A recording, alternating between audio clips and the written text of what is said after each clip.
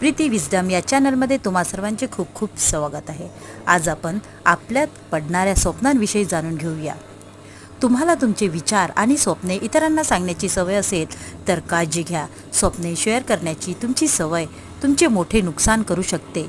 स्वप्न विज्ञानामध्ये अशा अनेक लोकांबद्दल सांगितले आहे ज्यांच्यासाठी त्यांच्या स्वप्नाबद्दल सांगणे हानिकारक ठरू शकते। आपण कोणाशी स्वप्न शेअर करू नये याबाबत आपण आज जाणून घेऊया। सकाळी पाहिलेले स्वप्न चांगले परिणाम देतात, पण अट अशी आहे की स्वप्न पाहून झोप आली नाही किंवा रात्री पाहिलेल्या स्वप्नांची कोणाशीही चर्चा केली तर त्याचा परिणाम संपतो।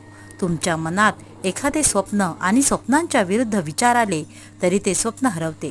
प्रत्येकाला स्वप्ने सांगण्याची सवय देखील तुमचे नुकसान करू शकते। वाघभट्ट ऋषींनी स्वप्नांचा सखोल अर्थ सांगितला आहे। ऋषी म्हणतात की 7 प्रकारची स्वप्ने पाहिलेले, ऐकलेले, जाणवलेले, विचारण्याची